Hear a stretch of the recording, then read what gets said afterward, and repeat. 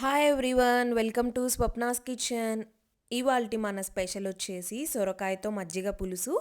ఈ మజ్జిగ పులుసు మనము చాలా సింపుల్గా టేస్టీగా ఎలా చేసుకోవాలో నేనైతే చూపించబోతున్నానండి. దాదాపు అందరికీ తెలుసు కదా మజ్జిగ పులుసు చేయడం అయితే.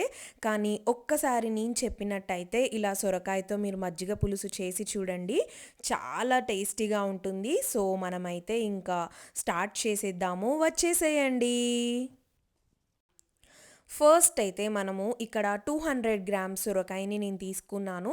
మంచిగా పీల్ చేసేసుకొని మీడియం సైజ్ ముక్కలనైతే కట్ చేసుకుంటే సరిపోతుంది. ఇప్పుడు ఇలా కట్ చేసుకున్న ముక్కల్లోకి నేను ఒక 2 కప్స్ వాటర్ని అయితే యాడ్ చేస్తున్నాను. మనం ఇప్పుడు ప్రాసెస్ ఏంటంటే ఈ సొరకాయ ముక్కల్ని మంచిగా ఒక బాయిల్ వచ్చేంత వరకు అయితే ఉడకబెట్టుకోవాలి. మన రుచికి తగినంతగా ఉప్పు వేసుకొని అలాగే ఒక చిటికెడు పసుపు కూడా వేసేసి ఒకసారి మిక్స్ చేసేసుకొని మనమైతే స్టవ్ మీద పెట్టేసుకొని మీడియం ఫ్లేమ్లో సొరకాయ ముక్కల్ని అయితే ఉడకనిద్దాము. ఈ లోపల మనమైతే నెక్స్ట్ ప్రాసెస్లోకి వెళ్దాము. ఇక్కడ నేను వచ్చేసి ఒక్క 3 వెల్లుల్లిపాయ రెబ్బల్ని పొట్టు తీసి వేసుకుంటున్నానండి. అలాగే ఒక 2 ఇంచెస్ అల్లం ముక్క. దాని తర్వాత మనం ఏం చేయాలంటే ఈ అల్లం వెల్లుల్లిపాయ రెబ్బల్ని కచ్చా పచ్చాగా దంచుకోవాలి. ఒకవేళ మీ దగ్గర ఇలా రోలు అవైలబుల్గా లేదు అని అంటే మీరు బ్లెండర్లో అయినా వేసేసుకోవచ్చు, ఏం కాదు. అలా అని అల్లం వెల్లుల్లి పేస్ట్ అయితే యూస్ చేయకండి. సపరేట్గా మీరు అల్లం వెల్లుల్లిపాయని తీసుకుంటేనే మనకి బాగుంటుంది. ఇలా కచ్చా పచ్చాగా దంచుకున్న అల్లం వెల్లుల్లిపాయ ముద్దలో ఇప్పుడు నేను ఒక 5-6 పచ్చిమిర్చీలను కూడా వేసి మరొకసారి మంచిగా దంచుకుంటున్నానండి చిన్న రోల్లో.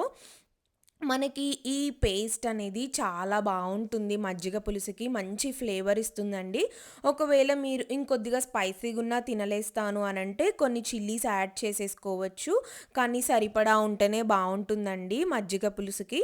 ఇలా దంచి పెట్టుకున్న పేస్ట్ని అయితే మనమైతే ఒక గిన్నెలోకి తీసేసుకొని పక్కన పెట్టుకుందాము. ఈ టైంలో మనమైతే ఒక్కసారి సొరకాయ ముక్కలు ఉడికాయో లేదో చూద్దామండి. మనము యాడ్ చేసుకున్నాం కదా వాటర్, ఆ వాటర్ అన్నీ అయితే మనకి ఎవాపరేట్ అవ్వాలి, వాటర్ అన్నీ పోవాలి.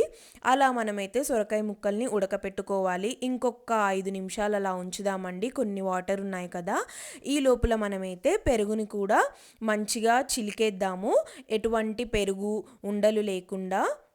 ఇక్కడ నేను ఒక 200 గ్రామ్స్ వరకు కర్డ్ని తీసుకొని మనకి పెరుగు అనేది గట్టిగా ఉండొద్దండి, కొంచెము లూజ్గా ఉంటేనే మజ్జిగ పులుసు అనేది బాగుంటుంది. ఇదనే కాదు, మనం ఏ మజ్జిగ పులుసు అయినా కొంచెం పల్చగా ఉంటేనే బాగుంటుంది కదా. సో మజ్జిగను కూడా మనం చిలికేసుకొని ఇక్కడ ఒక బౌల్లోకి మనము దంచి పెట్టుకున్న పచ్చిమిర్చి పేస్ట్ని వేసాను. నెక్స్ట్ ఒక 1/2 స్పూన్ ధనియాల పొడి, అలాగే ఉప్పు వేస్తున్నానండి. ఇందాక మనం ఆల్రెడీ సొరకాయలలో ఉప్పు వేసాం కాబట్టి మీరు చూసుకొని ఉప్పు అనేది యాడ్ చేయండి. నెక్స్ట్ మనము ప్రిపేర్ చేసుకున్న సొరకాయ ముక్కలు ఉన్నాయి కదా, ఉడకపెట్టాం కదా, ఆ సొరకాయ ముక్కలన్నిటిని కూడా ఇందులో నేనైతే యాడ్ చేస్తున్నాను. నెక్స్ట్ కొద్దిగా కొత్తిమీరని వేసేసుకొని మనము రెడీగా పెట్టుకున్న మజ్జిగను కూడా అయితే వీటిలోకి యాడ్ చేస్తున్నానండి. ఇలా మనము మంచిగా యాడ్ చేసిన వీటన్నిటినైతే ఒకసారి చక్కగా కలిసేలాగా అయితే మొత్తం కలుపుకోవాలి. ఈ సమ్మర్లో ఇలా మనం మంచిగా మజ్జిగ పులుసు చేసుకొని తింటే అన్నంలోకి చాలా బాగుంటుంది. అన్నం అంతా దీంతోటే తినేయొచ్చండి. మనకి సొరకాయలో కూడా వాటర్ అనేది ఉంటుంది కాబట్టి మన హైడ్రేటింగ్గా ఉంటుంది బాడీ కూడా. సో ఒకసారి చక్కగా ఇలా కలిపేసుకున్న తర్వాత ఇప్పుడు మన మజ్జిగ పులుసునైతే తాలింపు చేసుకుందాము. నెక్స్ట్ ఇక్కడ నేనైతే చిన్న కడాయి తీసుకున్నాను, దాంట్లోకి ఒక 1 టేబుల్ స్పూన్ ఆయిల్ వేసాను. ఆయిల్ మనకి మంచిగా వేగిన తర్వాత ఒక 1 స్పూన్ తాలింపు గింజలు వేస్తున్నానండి. తాలింపు గింజలు కొంచెం చిటపటలాడాలి. దాంతోపాటే ఒక 1/2 స్పూన్ జీలకర్ర కూడా వేసాను. మనకు ఒక 2-3 నిమిషాలు తాలింపు గింజలు బాగా వేగిన తర్వాత ఒక 2 ఎండుమిర్చీలని అలాగే కరివేపాకుని కూడా వేసాను. ఈ కరివేపాకు మంచిగా క్రిస్పీగా అయ్యేంత వరకు తాలింపులో ఉంచిన తర్వాత కొద్దిగా పసుపు వేసానండి. మనము తాలింపులో పసుపు వేసుకోవడం వల్ల మన మజ్జిగ పులుసుకు అనేది మంచి కలర్ అయితే వస్తుంది. సో ఇప్పుడు ఈ తాలింపు అంతటిని మనమైతే ముందుగా ప్రిపేర్ చేసుకున్న మజ్జిగ పులుసులోకి అయితే యాడ్ చేసేసి మిక్స్ చేసేసుకుంటే ఎంతో టేస్టీగా సింపుల్గా సొరకాయతో మజ్జిగ పులుసు అయితే రెడీ అయిపోతుంది. మనము వేడి వేడి అన్నంలో ఈ మజ్జిగ పులుసు వేసుకొని సైడ్‌కి ఆనియన్ పెట్టుకొని తింటే ఉంటుంది చూడండి. చాలా యమ్మీగా ఉంటుంది.